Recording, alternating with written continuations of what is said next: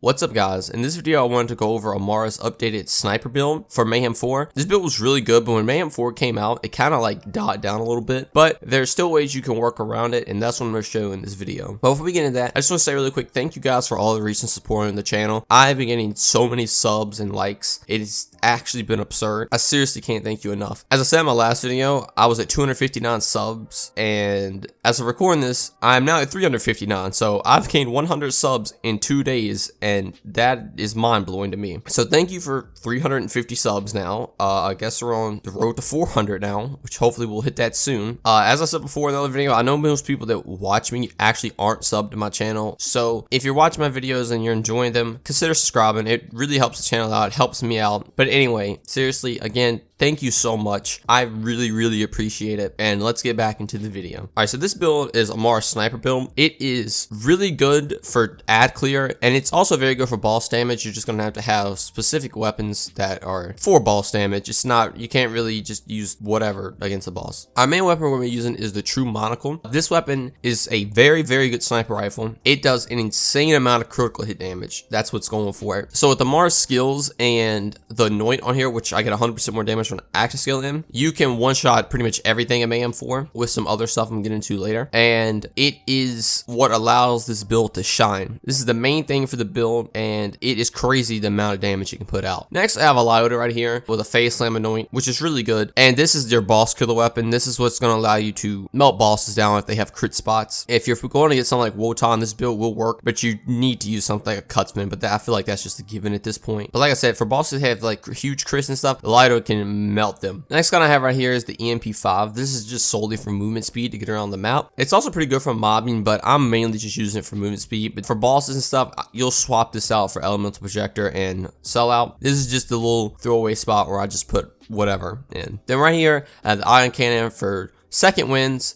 It's also really good if your sniper's out of ammo or something, or you have a target that doesn't have a huge crit. It can pretty much just kill them. This is mainly just going to be used for second wins. If you go down with the true monocle and you don't have any of your perks procced, you really are going to struggle to get back up. But even with no perks, the ion cannon will still kill things. So on the shield right here, I'm using the transformer where I get 50% more incinerate damage on active skill in. Then for my grenade, I have a hex right here where I get 50% more corrosive damage on active skill in. Now, these compared with the true monocle anoint and all of Amara's skills is what lets you one-shot stuff on Mayhem 4 with the sniper, and it's what allows the sniper build to still go on strong, because all of these working together lets you destroy enemies. As I always say, these right here I'm using just for the anoints on them. I really like the transformer shield, but if you have another shield with the anoint that you want to use, I would use that because the anoints are super strong right now. Class mod I have is the phase Zerker. Is pretty much just the bread and butter of every Amara build for the most part. And then when I pop max skill, I get max stacks, which is giving me more damage, more cooldown rate, and it's buffing some of my other skills in my skill tree. Now the main thing for this one, I'm getting 31% more active skill cooldown rate, which is obviously really good, 45% more critical hit damage, which is really good for the true monocle, and I get 15% more fire rate, which is really good for the LAKEY. So this class mod is buffing everything. It's synergizing really well with all my stuff. The only thing is the conflux points it gives, because that's kind of whatever, but everything else on it is super good, and that's why I'm using this one. Now for the artifact, I'm being a little different. I'm actually not going to take any survivability skills, which is crazy, but I'm using this right here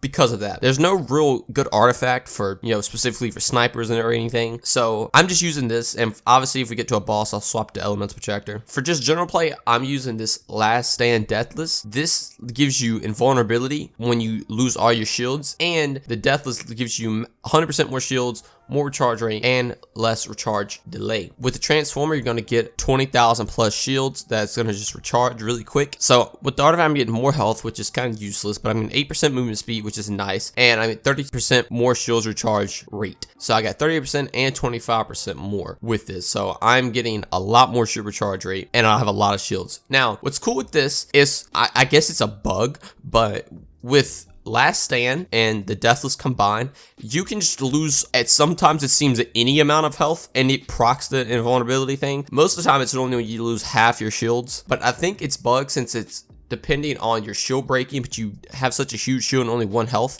it kind of just messes it up, and it just gives you an invulnerability kind of whenever. So it's basically just free damage you can take. Obviously, it's still on the 40-second cooldown, but if you're getting shot like a rocket and then your invulnerability cuts on even before the shield break, that means you can just tank more damage while your shield is recharging. It's really, really good. This artifact right here just let me solo Slaughter Shaft with this build literally just easily. Like I didn't really have to do anything at all with no survivability skills at all. This artifact is really, really strong. So going into the skills, our main skill tree is going to be Mystical Assault. I have 5 points to do harm right here, and the reason because of this is if you have Ties that Bind, which is what we're going to be using, the Ties that Bind links actually buff the damage. So if you're shooting the target, the main target, this right here buffs the linked target's damage. So you get just absurd damage numbers, and all that damage is linked, and everything just dies. Like, it's crazy how good do harm is with Ties that Bind. So definitely put 5 points into this. And this is also obviously getting buffed with our Phase Zerker because we're always getting the stacks, and it's just crazy, guys. I have 3 points of Fast Hands right here to get more reload speed and weapon swap speed. The most speed's kind of whatever. I have 1 point in Violent Tapestry just to keep stacks up effectively. And that's pretty much the only reason I'm using it. I have 2 points right here in Alacrity because they were kind of just leftovers, so I put them right here because I'm gonna have a lot of stacks and I'm still gonna get a lot of reload speed with just 2. I have 3 points Transcend right here to get more accuracy and critical hit damage. This is what you need. This is really, really good for Amara. Now, I've tried using class mods that buffs Transcend, and it's good, but I'm gonna be honest with you, Phase Zerker is just a lot better with the cooldown rate and the damage you get. You don't really need the more critical hit damage with what I'm using. Plus, so I feel like having extra points to this is just overkill, and for Mayhem 4, it just really doesn't work that much because you want to proc those shield and grenade annoyance all the time. So I have 5 points Restless right here to proc those annoyance all the time, so like 25% more cooldown rate. 1 point Ascend right here that's going to be buffing our Stillness of Mind, so the locked targets last longer, which is really, really good. 3 points in Wrath right here to get 20% more damage, 20% more of the pop-up action skill. 3 points right here in Awakening to buff Do Harm to do even more damage, because this is going to let you kill some tanky targets, because with all the stacks you'll be having, and then plus this, you do an absurd amount of damage. I have 3 points right here in Remnant, so when I kill something, with the stupid amount of damage I do, it's actually going to spawn an orb, and that orb is going to go on and kill people. And there's cool things you can do with this.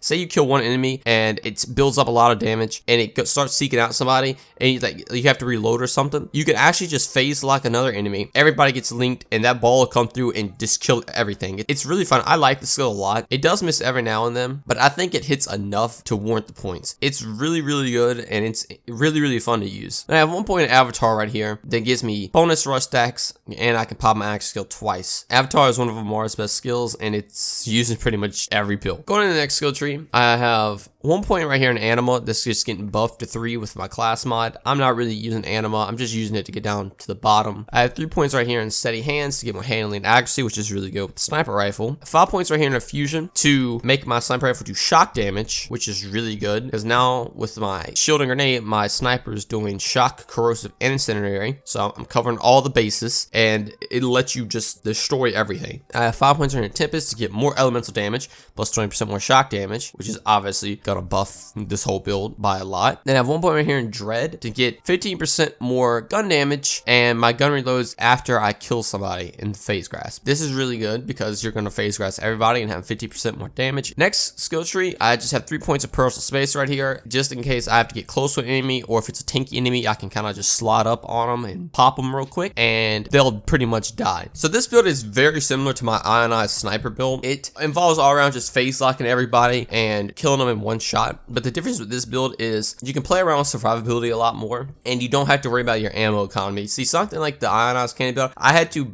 make a lot of this build based around ammo regeneration and stuff like that. But if you use this, you don't really have to use that, and you can use things like the Transformer that I have and the Hex that I have, where I get bonus elemental damage. And I have that really cool artifact that basically just lets you live without having any survivability skills. Now, the reason that artifact works really well, obviously, if you're running a gun with this, you're still gonna die. But the reason it works really well with this build is specifically because it is a sniper build. with the sniper build, you're going to be sitting back for the most part, just trying to shoot enemies from a distance. That's why I have 3 points of personal space, just in case I do have to get close. I know for sure I'll secure the kill. But like I said, for the most part, you'll be towards the back, just shooting enemies, and you're only going to be taking a little amount of damage. And if you ever do take a big amount, then vulnerability is going to proc, and it's going to give you time to get it out the fight. And then all that recharge rate is going to recharge it back up, and you can just stay back and keep sniping people. I really enjoyed this artifact, and it honestly makes this build really good. But so for the main thing with this build is you're going to run into an area, you're going to phase grasp one enemy, everybody around is going to become phase locked with Still and Saman. Everything is going to chain together. You're going to have all your stacks working now, all your skills and increase your damage working now. Your phase lurker is going to be active now. Your shield and grenade is going to be active now. It just phase grasping one enemy literally procs so much stuff to buff you. It's actually crazy. Then you're going to aim for the head, you're going to shoot them, and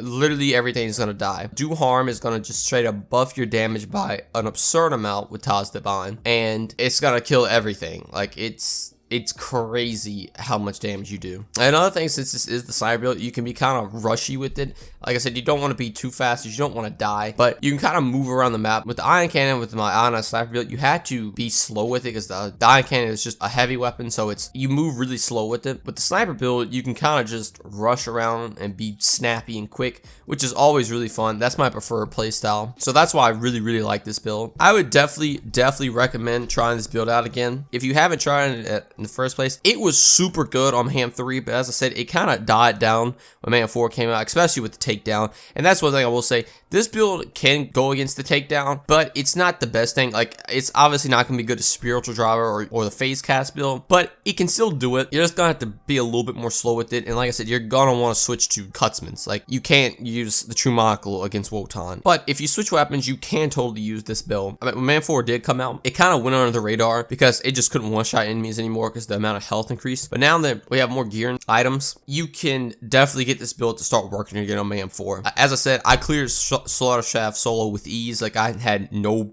problems whatsoever, which I know Slaughter Shaft is probably the next major in-game activity compared to the takedown, but the takedown is kind of hard to judge since it does scale to 4-player difficulty, and you have to have the best of the best builds to get through that. And don't get me wrong, this build is really good and it can get you through it. It's just you have to play it a lot more slower. You're not going to get quick farm times. I'm just putting that out there. But if you're trying to do Slaughter Shaft or just anything else in the game, this build is one of the best for that, even on Mayhem 4. It is insanely good, and if you like phase grasping enemy and killing everything and just being real quick, this is the build for you. But anyway, that's going to be all for me, guys. Again, thanks for all the recent support on the channel. I've never seen the numbers go up this much. It's been crazy, and I really appreciate it. But as I said before, if you like the content, consider subscribing. It really does help out a lot. And yeah, but that's going to be all for me. Again, thanks for watching, guys. I hope you enjoyed, and I'll see you in the next one.